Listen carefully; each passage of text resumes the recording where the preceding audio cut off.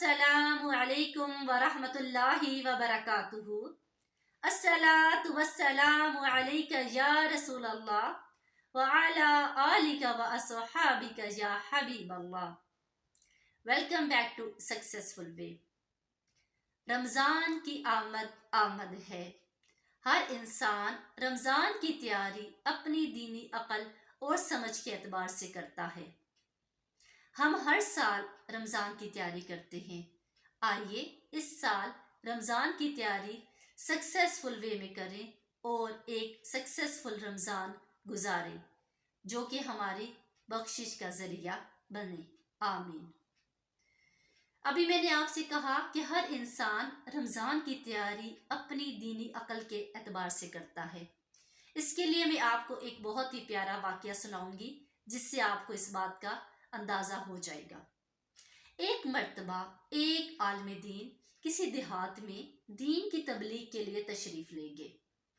वहाँ के लोग बहुत जाहिल थे, उन्हें दीन की कुछ समझ ना थी।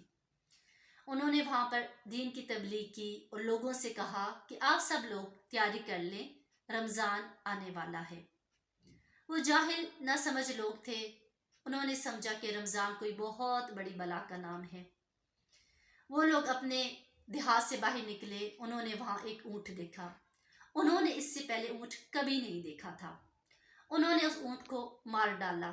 उस ऊँट के साथ उसका एक बच्चा भी था, उन्होंने उसको भी मार डाला और अपनी तरफ से मुतमईन हो गए कि अब रमज़ान नहीं आने वाला। अपने घरों को वापस चले गए। अब कुछ दिनों के बाद जब वो आलिम दीन दोबारा तशरीफ़ लाए तो उन्होंने कहा, हाँ भाई, रमज़ान की तैयारी कर ली आप लोगों ने? तो उन्होंने बड़े फ़ख्री अंदाज में कहा देहाती लोगों ने कि आप फिक्र न करें, अब रमज़ान नहीं आने वाला। आलिम दीन फ़ौरन से बोले, ला हौला वला कुव्वता।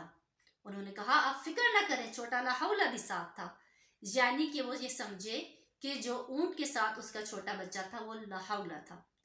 अस्तग़फिरुल्लाह, नाऊज़ु बिल्लाह, यानी कि ये दीन से दूरी का अंजाम था। अब आप अंदाज़ा लगा सकते हैं कि दीन से दूरी कितनी बड़ी जहालत है।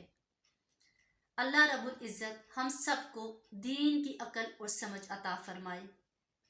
अब रमज़ान की तैयारी हर इंसान अपनी अकल और समझ के एतबार से करता है। कुछ मेरी बहनें आजकल शॉपिंग कर रही हैं कि रमज़ान में सहर और अफ्तार पार्टियों में अच्छे अच्छे ड्रेसेस पहने।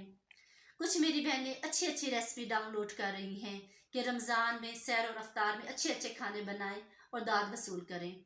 कुछ घरों की सफाइयाँ कर रही हैं, नई बेडशीट्स खरीद रही हैं, नए पर्दे खरीद रही हैं कि ईद पे उनका घर सबसे अच्छा लगे। जबकि दूसरी तरफ कुछ बहनें अपने घर की सफाई इसलिए कर रही हैं कि वो रमज़ान में मुकम्मल तवज्जो से इबादत कर सकें। कुछ बहनें रमज़ान के से पहले शॉपिंग इसलिए कर रही हैं कि उनको रमज़ान में बाज़ार के चक्कर न लगाने पड़े और वो तवज्जो से अल्लाह की इबादत कर सकें। कुछ बहनें कुछ खाने की चीज़ें बनाकर इसलिए फ्रीज़ कर रही हैं ताकि वो अफ्तार और सैर के टाइम पे ज़्यादा से ज़्यादा अज़कार पढ़ सकें। तो दोनों तरह के लोग हमारे माशरे में पाए जाते हैं। हम भी इसी माशरे का एक हिस्सा हैं।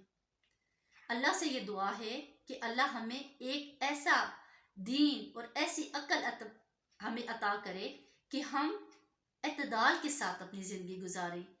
हम दीन और दुनिया दोनों को लेकर चलें। आप अफ्तार पार्टियाँ भी करें, आप सहर पार्टियाँ भी करें, आप उनमें शिरकत भी करें, लेकिन सबसे पहले अपनी दीन की जो ड्यूटी और फ़राइज़ हैं उनको सर अंजाम दें, क्योंकि हर महीना रमज़ान नहीं होता। इसके लिए फिर आपको दोबारा से 11 माह इंतज़ार करना पड़ेगा। आजकल तो बच्चा बच्चा जानता है कि रमज़ान में हर नेकी का दुगना अजर मिलता है। यही वो बाबरकत महीना है जिसमें इस अजीम किताब कुरान पाक का नज़ूल हुआ। यही अजीम महीना है जो हमारी बख्शिश का ज़रिया बन सकता है। अल्लाह से दुआ है कि वो हमें एक कामयाब रमज़ान बसर करने की तौफीक अता फरमाए और हम सब की तमाम नेक दुआएं और इबादतें कबूल फरमाए। आमीन। खुश रहें, खुशियाँ बांटें। फ़ी अमान अल्लाह।